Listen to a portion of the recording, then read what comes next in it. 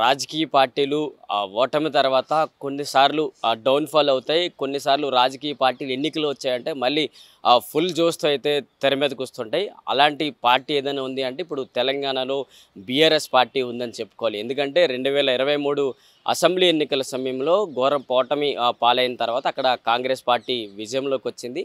So, అలాంటి నేపథ్యంలో BRS party నాయకులు ఈ బీఆర్ఎస్ పార్టీని వదిలేసి మిగతా కాంగ్రెస్‌లో కావచ్చు, ఇటు బీజేపీ పార్టీలో కావచ్చు వెళ్ళిన పరిస్థితులు మనం చూసుకోవాలి. ఎందుకంటే 2023 ఎన్నికల్లో కాంగ్రెస్ పార్టీ అక్కడ అసెంబ్లీ ఎన్నికల్లో దాదాపు 64 స్థానాలు గెలుపొందింది. మరోవైపు బీఆర్ఎస్ పార్టీ 39 స్థానాలతో అక్కడ సెకండ్ ఫేజ్‌లోకి వచ్చారు. మరి ఇలాంటి సమయంలో ఇప్పుడు లోక్సభ ఎన్నికలు వస్తున్నాయి. ఆ పార్టీలో ఇప్పుడు 17 స్థానాలకు సంబంధించి ఇటు బీఆర్ఎస్ పార్టీ తమ అభ్యర్థులను ప్రకటించారు. ఇలాంటి తరుణంలో పార్టీ ఏ మేరకు గెలుస్తారు, ఈ 17 స్థానాల్లో ఎన్ని స్థానాలు గెలుస్తారంటూ కూడా ప్రజల్లో ఒక చర్చనీయాంశంగా మారింది. మరోవైపు కాంగ్రెస్ పార్టీ ఈ 17 స్థానాల్లో 14 స్థానాలు మేము గెలవబోతున్నాం అంటూ కూడా కాంగ్రెస్ పార్టీ నుంచి ఒక ధీమా వ్యక్తం చేయడంతో ఇప్పుడు ఏ మేరకు జరగబోతుంది. మరోవైపు బీజేపీ కూడా మేము 4 నుంచి 8 స్థానాలు గెలుస్తాను అంటూ కూడా బీజేపీ పార్టీ నుంచి ఇలాంటి సమాధానం రావటం ఇప్పుడు ఏం జరగబోతుంది తెలంగాణ రాష్ట్రంలో ఇక బీఆర్ఎస్ పార్టీ లెగుస్తుందా అంటే ఓడిపోయే స్టేజ్ నుంచి ఇప్పుడు గెలిచే స్టేజ్కి వస్తుందా లేదా అనే టాపిక్లో అయితే ఇప్పుడు తెలంగాణ రాష్ట్రం మొత్తం ఒక ఆలోచిస్తున్నారు. దీనికి సంబంధించి తమ బీఆర్ఎస్ పార్టీ అధినేత కేసీఆర్ నూతనంగా ఒక బస్సు యాత్ర షెడ్యూల్తో ముందుకు రాబోతున్నారు. ఏప్రిల్ 22 నుంచి మే 10వ తేదీ వరకు తెలంగాణ రాష్ట్ర వ్యాప్తంగా బస్సు యాత్ర ఉండబోతోంది.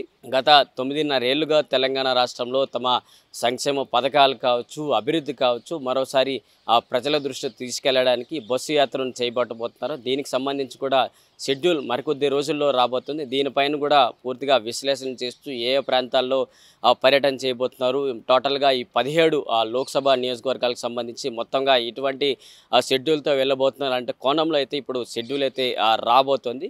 మరోవైపు వీళ్ళు చేసిన అభివృద్ధి పథకాలు కావచ్చు, సంక్షేమాలు కావచ్చు వాటిని ప్రజల ముందు పెడుతూనే బీజేపీ కావచ్చు, ఇటు కాంగ్రెస్ కావచ్చు ఈ రెండు పార్టీలు తెలంగాణ ప్రజల్ని ఏ విధంగా మోసం చేస్తున్నారు అలాంటి కోణంలో కూడా ఇప్పుడు కేసీఆర్ తమ బస్సు యాత్రలో ప్రజల్ని కలిసి పూర్తిగా విశ్లేషణ అయితే చేయబోతున్నారు. మరి ముందు నుంచి కూడా ఇటు కేసీఆర్ ఏ విధంగా మాజీ ముఖ్యమంత్రిగా ఉన్న సమయంలో ప్రజల్ని కలవడానికి ఎక్కువ సమయం ఇచ్చేవారు కాదంట, అలాగే ఎమ్మెల్యేలని కలిసేవారు కాదంట అని ప్రజల్లోకి ఒక సమాధానం వెళ్ళింది. వాటిని క్లియర్ చేసుకోవడానికి ఇక్కడ నుంచైనా అంటే ఇప్పుడు 2023లో ఎన్నికలు జరిగాయి కాబట్టి మళ్ళీ వచ్చే టర్మ్ అంటే 2028 వరకు ఏ విధంగా కేసీఆర్ తమ రూట్ మ్యాప్ని వేయబోతున్నారు, మరోసారి బీఆర్ఎస్ పార్టీని అధికారంలోకి తీసుకురావాలంటే ఏ మేరకు రూట్ మ్యాప్ను వేయబోతారో ఇక్కడ నుంచే చూసుకోవాల్సిన అంశాలు అయితే కనిపిస్తున్నాయి. మరి 17 లోక్సభ స్థానాలకు సంబంధించి ఇప్పుడు కేసీఆర్ ఈ బస్సు యాత్ర కానీ సక్సెస్ఫుల్గా రన్ అయితే బీఆర్ఎస్ పార్టీ ఈ 17 స్థానాల్లో ఎన్ని స్థానాలు గెలుస్తుందో ఒకసారి చూడాల్సిన అంశాలు అయితే కనిపిస్తున్నాయి. మరి ఈ ప్రతి పార్టీల మధ్య ఇప్పుడు కొత్త కోణం ఇప్పుడు తెర మీదకి వస్తుంది. ఒక పార్టీకి సంబంధించిన నాయకులు మరొక పార్టీకి నేతలతో టచ్లో ఉన్నారు, మా పార్టీలోకి మిగతా పార్టీ నాయకులు వస్తున్నారు అంటూ కూడా వార్తలు అయితే వస్తున్నాయి. దీనికి సంబంధించి కేసీఆర్ కూడా నూతనంగా ఒక 20 మంది కాంగ్రెస్ ఎమ్మెల్యేలు మాతో టచ్లో ఉన్నారంటూ కూడా వచ్చిన వార్తలకు సంబంధించి ఇటు రేవంత్ రెడ్డి కొన్ని కీలకమైన ఘాటు వ్యాఖ్యలు చేశారు. ఇక్కడ కాంగ్రెస్ పార్టీకి ఉన్నది ఎవరు, కాపలాదారు ఎవరు, రేవంత్ రెడ్డి. సో మా రేవంత్ రెడ్డి ఇక్కడ నుంచి ఒక్కరిని కూడా తీసుకెళ్లే పరిస్థితి లేదంటూ కూడా రేవంత్ రెడ్డి నుంచి ఒక సమాచారం అయితే వచ్చింది.